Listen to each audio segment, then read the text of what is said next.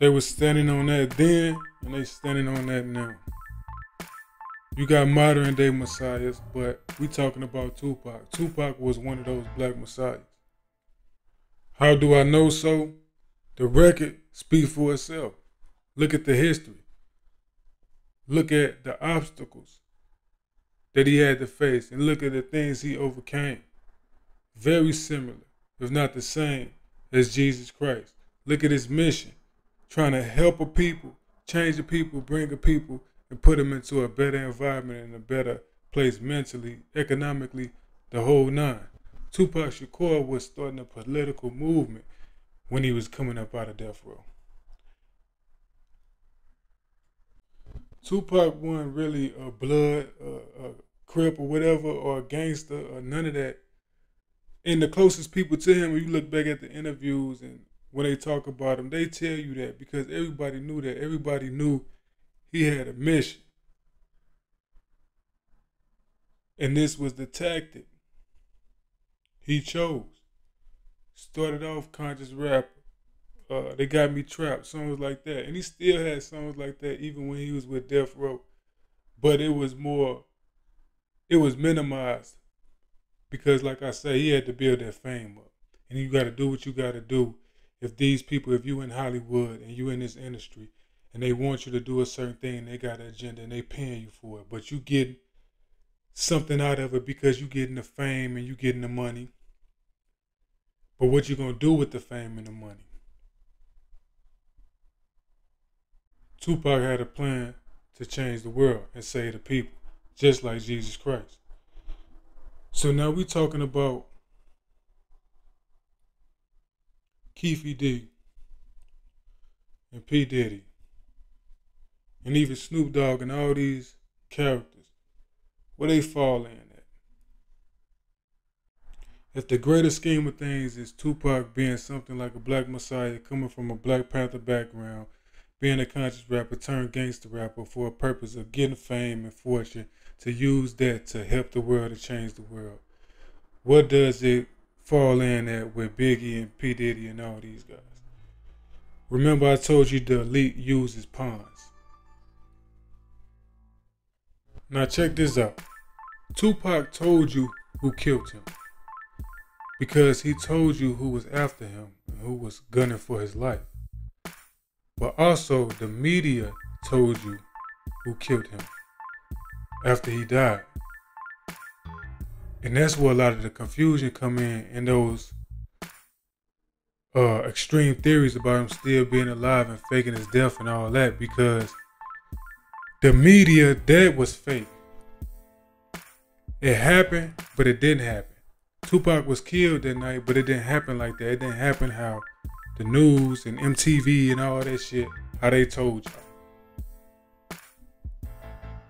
And I'm not just talking about the incident and how it happened, how the shooting took place and things like that, the details of the shooting. I'm not only talking about that, but I'm mainly talking about the reason why he died and who actually killed him. As in, anybody could pull the trigger. You could pay somebody to pull the trigger. You could set somebody else to pull the trigger, but who wanted his death and for what purpose? Now, for a minute, I'm going to go back to Jesus Christ and compare his life to Tupac's. Just hold on. Now, Jesus run around teaching, preaching the gospel, right? Teaching man that they could be like him and they can do what he do if they just have faith. He and the Father is one. So he God. And the Bible teaches you this as well. Psalms 82:6 said clear as day that man is God. So Jesus was trying to teach man that they can be highly elevated like he was. And he was building a group. He had 12 disciples. Then was his partners. But he had a lot of followers. I can't even give you the number. I won't even give you a number. But look at his followers now. Billions of people. So during that time, everything was more built off religion. And Rome was running basically the world in the Catholic belief. You remember in the Bible when Jesus went into the churches and flipped over the tables and wrecked shit. He just wrecked everything because they was making money off God in the churches. That's in the Bible. He was traveling doing this.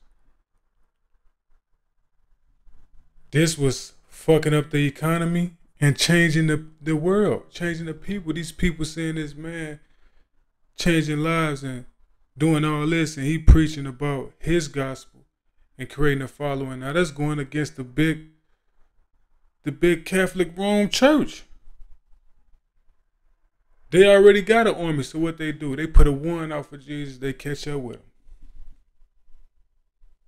Take him to jail. Then persecute him, kill him right on the spot. Now think about this for Tupac. Born Black Panther, consciously rapping, spreading the message, uplifting black people, talking about change. He get his ass beat by the police and sent to jail. If you've been to jail or prison, I know everybody listening to this ain't been to jail or prison, but it's like going to hell. You want out. So, fast forward, Suge Knight, get up with him, give him that deal, get him out of jail, sign on to the Illuminati. Tupac looking at it like, all right, cool, I can get out, do what I need to do for them for this certain amount of time, build my fame up, build my fortune up, then I pull out when I'm ready. But you can't do it like that. It's blood in, blood out. And Tupac knew that. That's why he was so obsessed with death and ready for war. It was bigger than just being into it with some niggas. And if you really listen to his rap and listen to his interviews, he tell you all of it. So, once he finished his obligations to the record labels, Death Row and Interscope, he wanted to leave and do his own thing. But in the meantime, while he was in prison, he was getting letters in support from big dogs who running hoods like nationwide. Big Crips, Big Bloods, High Rollers, Shot Callers. They listening to him, understanding what he's going through, because when you in jail, you got time to sit down and think. And he was unifying everything. Tupac helped unify the Bloods and the Crip Union, and had a plan to bring out rappers that he fucked with to perform out there for the people for free and raise money and put it right back into the community. These the type of things that's a threat to society, the society that the Illuminati got functioning. They can't let nothing fly. Cause this power, Tupac was powerful. I don't understand why America doesn't understand thug life. America is thug life. What makes me saying I don't give a fuck different than Patrick Henry saying give me liberty or give me death? What makes my freedom less worth fighting for than Bosnians or whoever they want to fight for this year? They should give money to the ghetto. I mean, I think even gangs can be positive. It just has to be organized. And it has to stay away from being self-destructive to being self-productive. I organized the OGs in the East Coast and the West Coast and the penitentiaries to come up with codes of ethics for criminals. It's called the Code of Thug Life. It's a code putting order to the violence on the streets. In Watts, Compton, Chicago, wherever. We got all these people all over the country saying, yes, we go by this code. We're gonna be against attacks on people that are not involved with the street gang, with the drug trade, or the illegal business at all. You know, all that kidnapping and shooting drive-bys out the car, we against that. It's thug like that. It ain't just a bunch of niggas going crazy. We wanna control our streets. So all we saying is if every motherfucker that was out here right now gave up $1, and they put it to this Thug Life Fund, the money don't go to me, they go to somebody from your neighborhood. They take the money, and we do this shit like every month. I be bringing new rappers in here, I be bringing Snoop, whatever the fuck y'all want. Real gangsters tryna put some in the graveyard. Run up on them broad day like a brave boy. Diamonds in my chain, but I don't need no bodyguard. You tryna play hard, then I'ma pull your whole card. Don't know what's up with them, mad cause we don't fuck with them. I know what car he in, I see it, I'ma dump at him. You know it's murder beat.